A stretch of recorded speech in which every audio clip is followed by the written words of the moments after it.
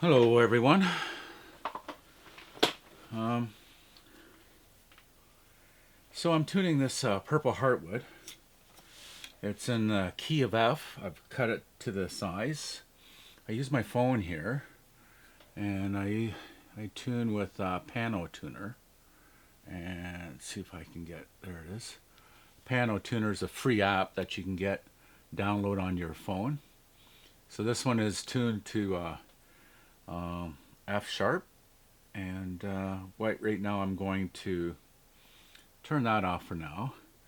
And I'm going to take this and we're going to get the center, the top dead center, kind of like a motorcycle engine. You want to find the top dead center before when you're putting on those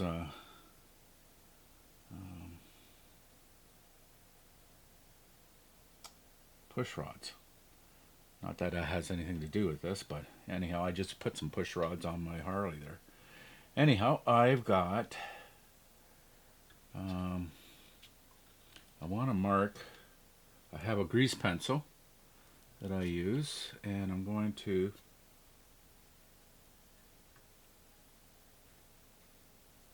mark, hopefully that's the center. I'm going to do also, oh man, running all over the place. And I'm going to do,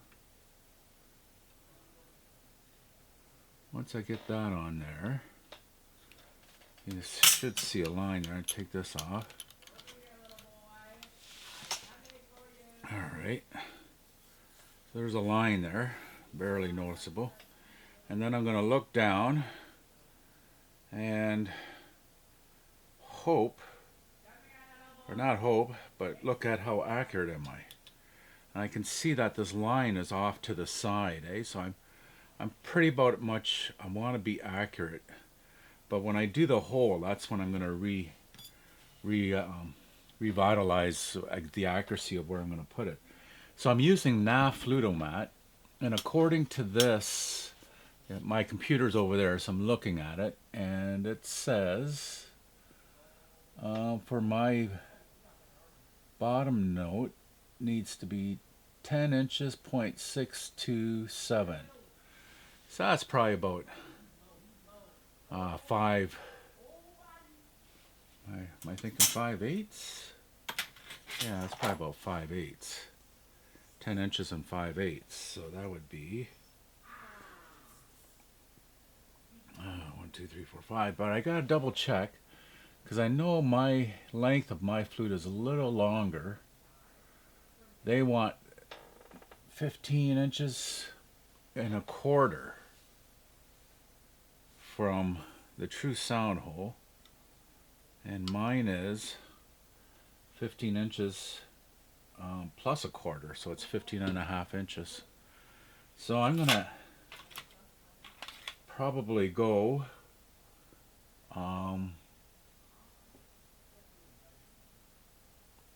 add a 1/8 maybe. So they want 10.6. So if I go 10.5, that would be 6. And I'm going to add just a bit more. 1/8. So that'll be my first note. Wow. That doesn't seem right. Could that be right? This is a G flute that I made a while ago. Well, it is quite longer. Yeah, maybe it is. Yeah. Huh. Wow. The gamble. Well, you know, that's why I always do the first hole by itself.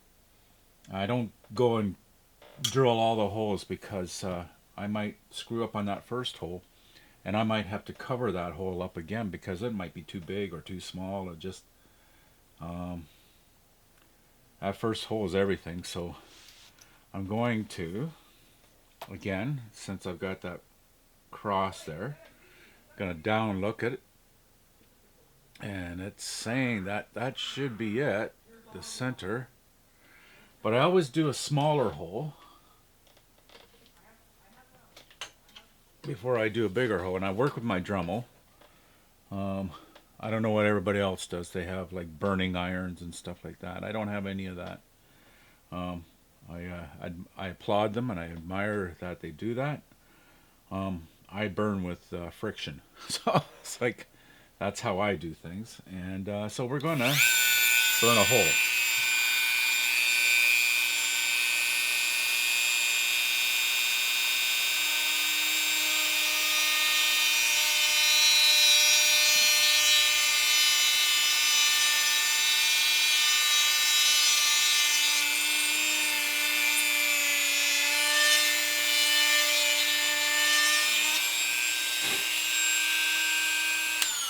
So before I start routing out that hole, again, I'm going to look at the accuracy, and it's pretty good. I'd say that's good. So knowing that that's right, I'm very fortunate. I have another tool here, another I have two Dremels, actually three, but the one is not doing so good. It's sick. So this is probably might be too big, eh? So I'm gonna. These are chainsaw bits that you can get at Canadian Tire, eh? These are like chainsaw sharpening stones, and you get them at the chainsaw area, and you can't get them at the Dremel area, but they are chainsaw bits. And I thought I had smaller ones. I thought I had a whole bunch more, but maybe I don't. Oh, there they are. Okay, so, and you can get them different sizes, eh? So you notice there's a real small one here, and I think I'm going to go with this one first, just to get a feel, because, you know, it doesn't take much to make that hole too big, and then you're in trouble. You can take away wood, but you can't add it on.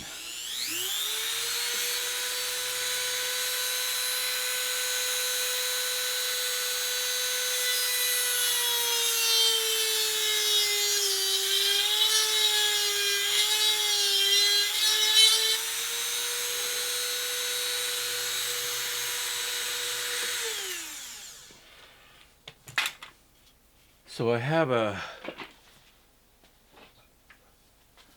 this is my reamer sandpaper.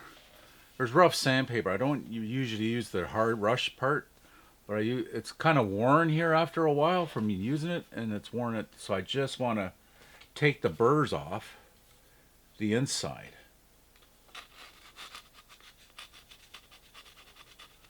So I'm on an angle. Just taking the burrs off.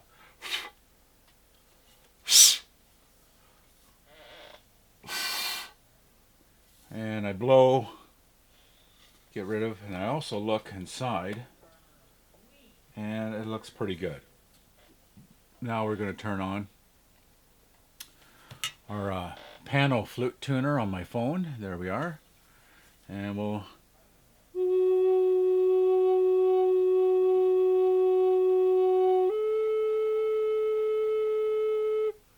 wow, that's really flat. It's in between A and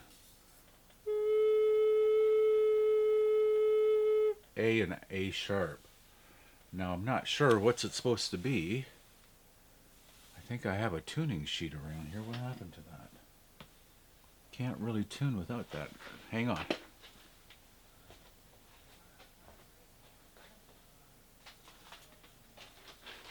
Okay, the tuning sheet says it is to be F sharp is an A.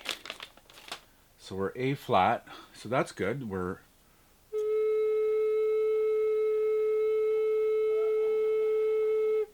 close. So we have to change this out. I'm glad I didn't go with the big one. I might, but I want to work up to it, so I'll go with this one. We'll try that again.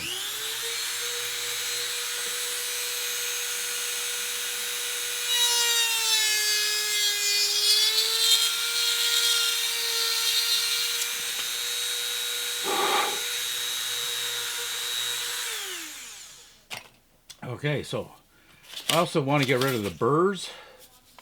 So I use a really fine sandpaper. That's 200. There's 3,000. So I don't sand it, but I'm able to get the burrs off. And I don't want to make grooves in it either, but I also want to keep it nice and shiny. And again, I do the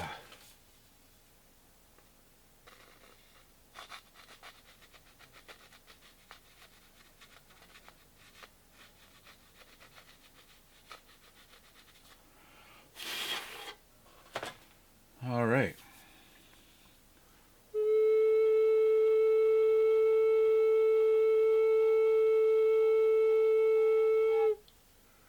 Well, it's an A. That's where I want it, but it sounds a little airy, eh? So I'm going to push this area. Sometimes it's this here. And so when I'm tuning, it's a bit of this and a bit of that, eh?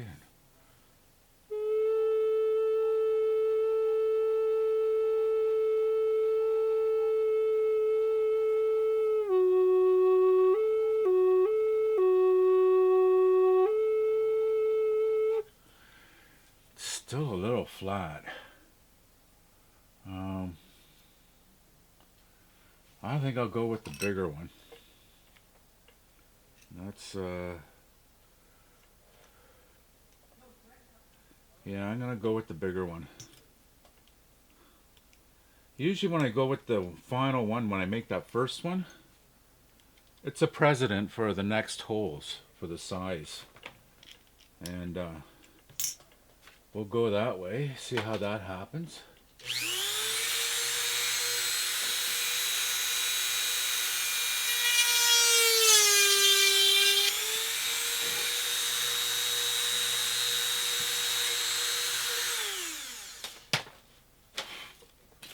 Again.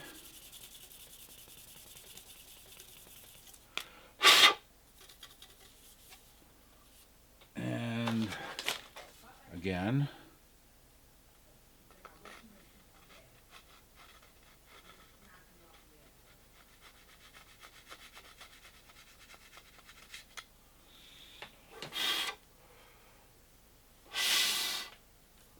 Okay.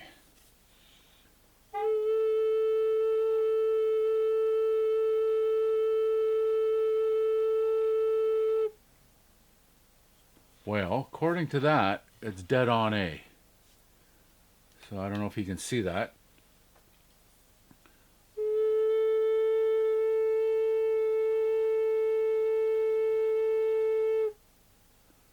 Yeah. Did you see that? I'll do it one more time.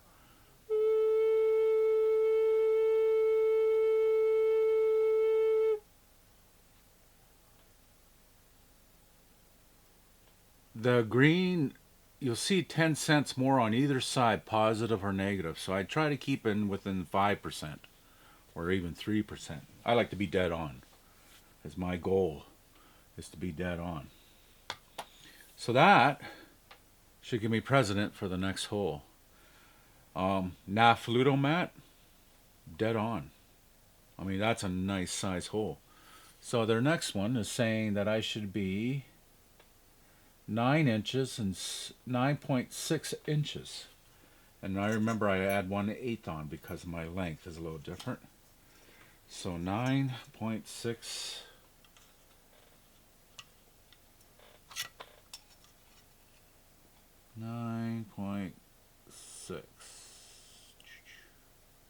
Right about there.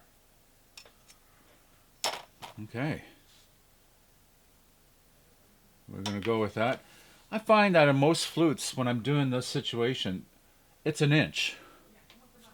Usually about an inch and a bit. An inch and a quarter sometimes. Inch and 0.3, inch point, sometimes less than an inch, depending on what it is. But I find and you're going up one note at a time, eh? So I believe the next note is F sharp is A. So it's just going up one note. So one note is 1 inch, usually, most of the time. And my walls are really thin. So I've got, they suggest 3/16 walls, which are fine. Lately I've been going for 2/16 of an inch of a wall. So that's 1/8. So they're pretty thin walls, as you can see. So, and you got to be pretty accurate because I make 3-piece flutes. So I'm all about accuracy. I take my time. I don't do mass production flutes. I do take my time flutes, and each flute that I do make is a high-end flute in my eyes. Anyhow, I wish I tried mass production flutes, and I do sell those. I call them the backpackers, and they're not very much. They're about $280, $250. This one here is probably around maybe $650 by the time I'm done. And that's Canadian, by the way. So, so here I am. This is turquoise in here, by the way, and it's from Peru. I've been very fortunate with some of the materials that I get. So my next hole, I've got that marked. Did I? Oh, I didn't even. Oh, I did mark it. So again, we go back to the regular drill hole, and we want to make sure we're line it up again. Make sure it's centered within our parameters. I use my grease pencil. It looks like it's right about there. And let's double check that. And see, I'm off a wee bit. I got to move it over to here. That's how much it makes a difference. Not that it makes a difference in the sound of the flute, but it makes a difference for me in the placement of the hole.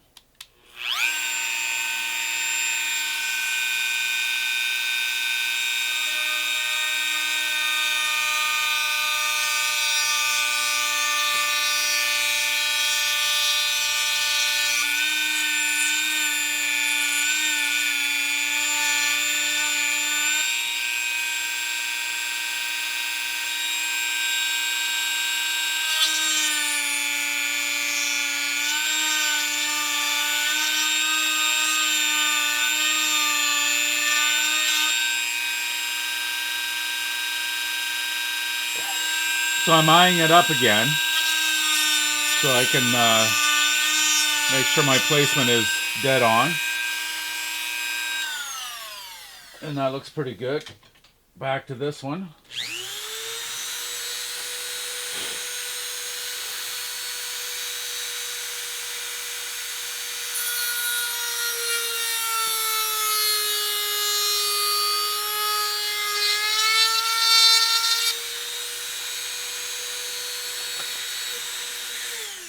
Boy, I hope we're right here.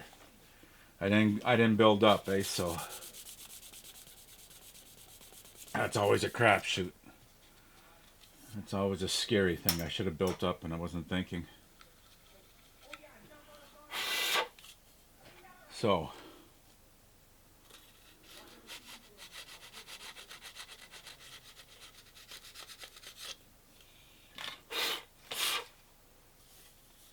and this next one is supposed to be F sharp A B.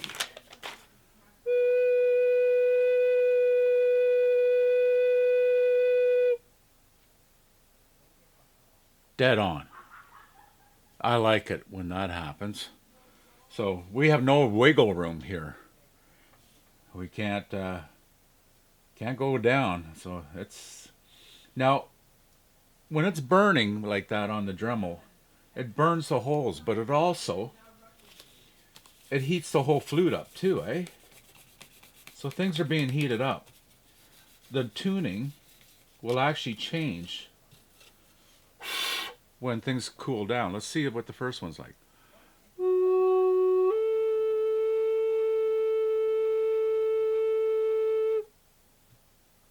We're good. Still has a little bit of a weird sound to it that I'm hoping I can actually fine tune with the fipple here, and I might see if I can.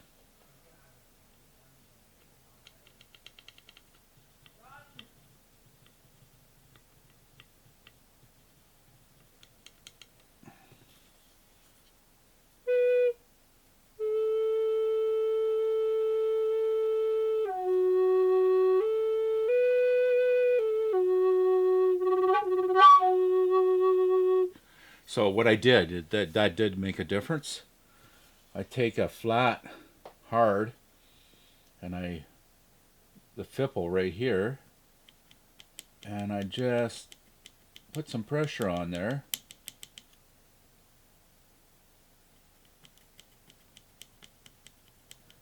and put a curve.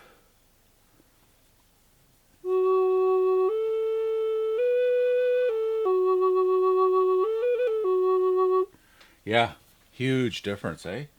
So little nuances like that make a huge difference when you can actually just put a bevel on that. And I also might put I have a bevel on the other side too. And I have a bevel on here going up. So it's not sharp edges. We're on a sharp edge when the air is coming off the edge, it's being cut. There's no guidance, no direction. It's sort of lost. But if you have an edge, like a curved edge, then you know it's going somewhere.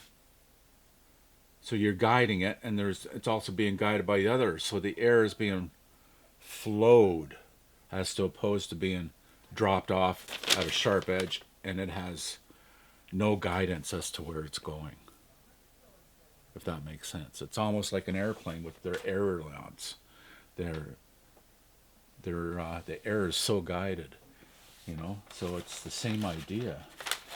So we're making ailerons upside down inside the flute. There's a fipple that goes on a direction like this, and so we're pulling, and we're also allowing the air to go up, out, and the air to be pulled in with an aileron. It's kind of cool. It's actually, once you get the hang of it, it's like, wow. And you're going to improve on it. You're going to actually find different ways of doing things. So let's do the next one. The next one is telling me I am 8 inches and 8.6 inches. So we want to add on an eighth too. So let's do that. So we're 8.6 and an eighth. So that's where we should be. That seems really close. And we want to do F sharp, A, B, C sharp, A, B, C sharp. That doesn't seem right to me. 9.6.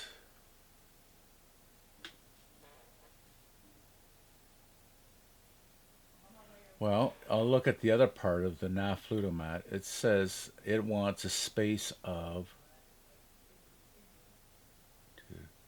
1 inch from this one.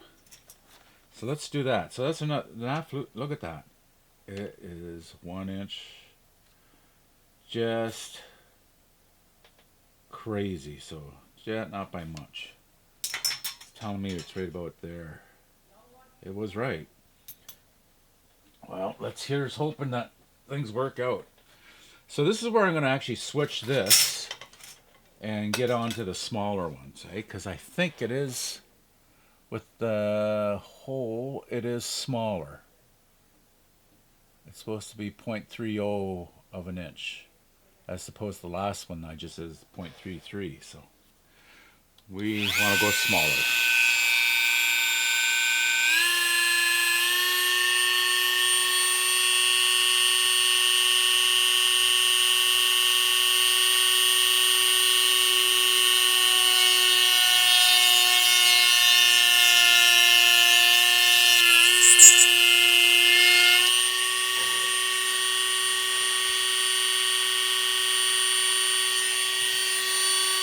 Okay, now we're on.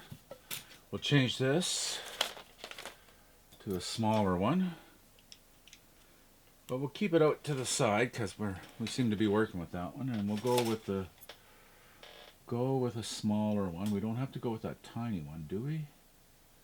How big is that one? Those ones. Maybe I will go with that tiny one, since I don't see any in-betweens.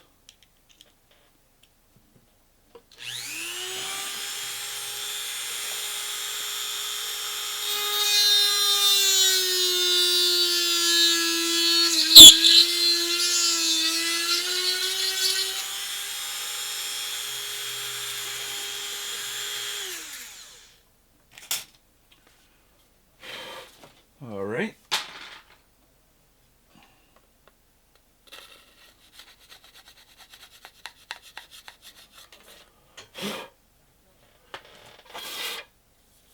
Okay, so again, get the burnish it a bit.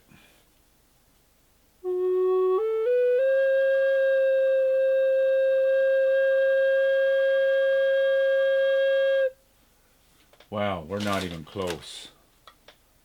So we want to, maybe that scares me when it's that far away. But I guess it's big. So let's put that big one back in, because we're not quite there.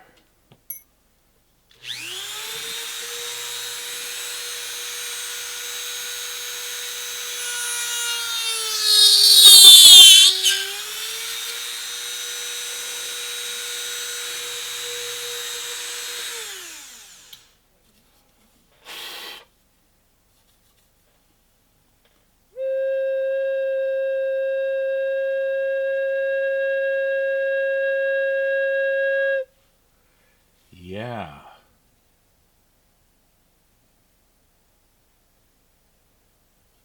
That's the discrepancies that I'm talking about. In my mind's eye, that one should have been up here. And I trusted it. So, let me have a look at that. It says 8.6. It's a 1-inch space in between.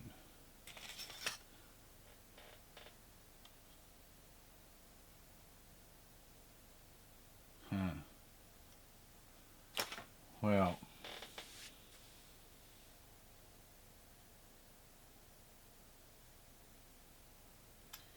no matter how we look at it, we're going to make that hole bigger because we're off. So here we go.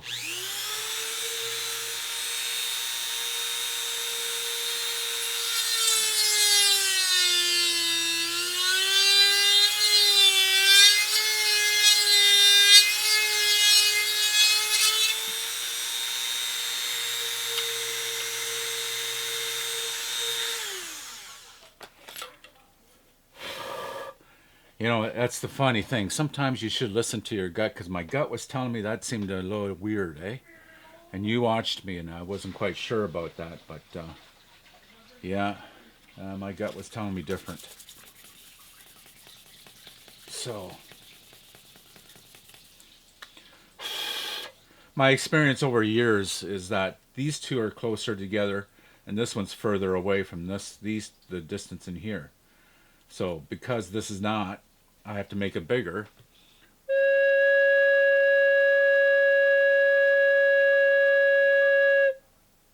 And I'm 10 cents off. And I don't know how much bigger I can go, but I'm going to try and groove underneath without trying to make it bigger.